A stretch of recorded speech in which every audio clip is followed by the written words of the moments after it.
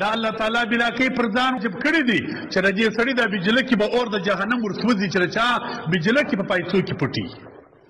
او نن سبا دا شو ګرځېدلې ده د نوو ځوانانو شو ده عام ځوانان نه در یادوم طالبانو ملایان هم پکې در یادوم زموږ اکثر بازاري ښاري ملایان ووینئ دا پیسې پرایله کړي دا بجله کې په پیسو کې پټي د مفروب زورسکیزو روان طالبان هم داسې سوي دي ښاري ملایان هم اکثر داسې سوي دي عام خلک خو اکثر په دې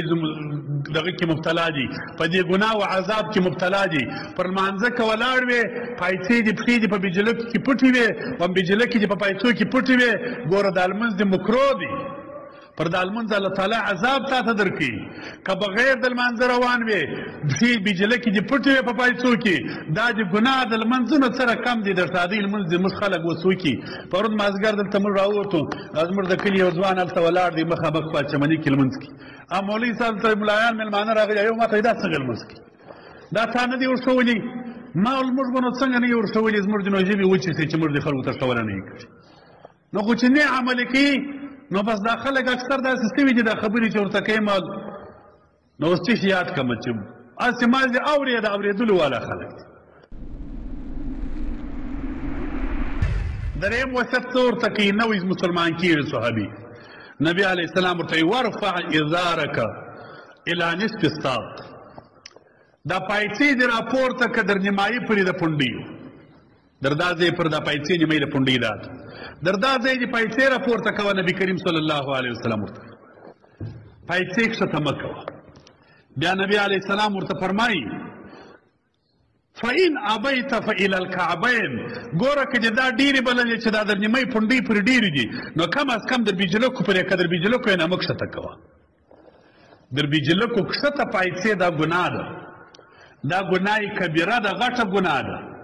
دا هغه ګناه ده چې الله تعالی په ناراضه کېږي اوس نبی علیه السلام څه ورته وایي و ایاک و اسبال الازار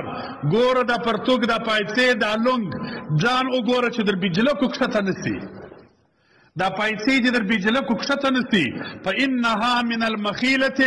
دا د تکبر دلیل دی وان الله لا يحب المخیلة الله تعالی متکبر انسان نه خوښي تکبر یې نه دی خوښ حدیث مبارک کې راځي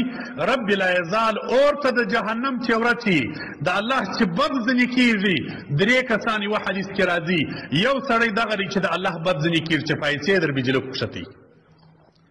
دا د رب ډېر ناخوښه دی دا الله تعالی بلا کوي پر ځان واجب کړی دي چې د دې سړي د بجله کې به اور د جهنم ورسوځي چې چا بجله کې په پیسو کې پټي او نن سبا دا شو ګرځېدلې ده د نوو ځوانانو شو ده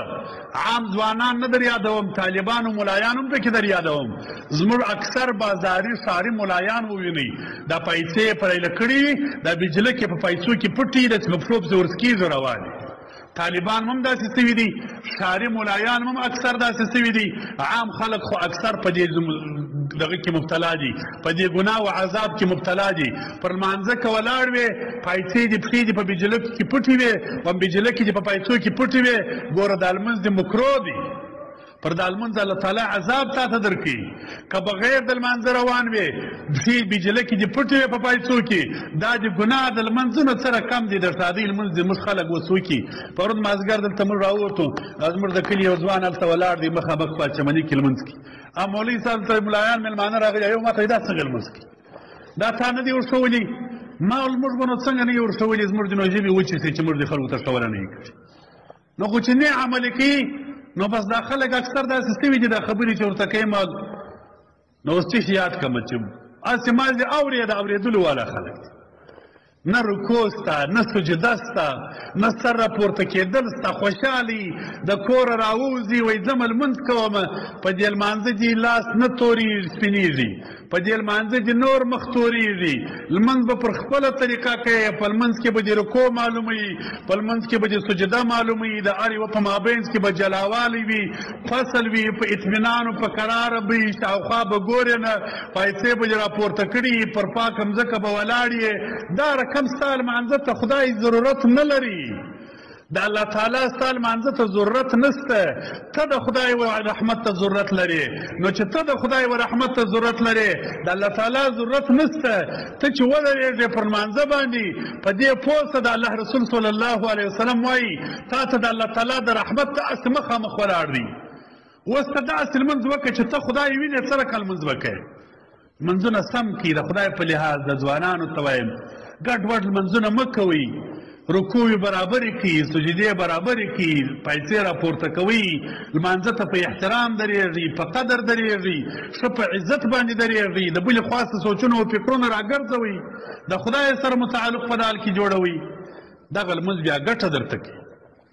مقصد مې دا دی چې پیسې مه پورته کوئ، پیسې مه کښته کوئ، پیسې در بیجلکو به خامخا پورته وي. دا ځان سره عادت جوړ کړي. دا د رسول الله صلی توصیه ده. صحابي مبارک ته نبی علیه السلام دغه وصیت کوي.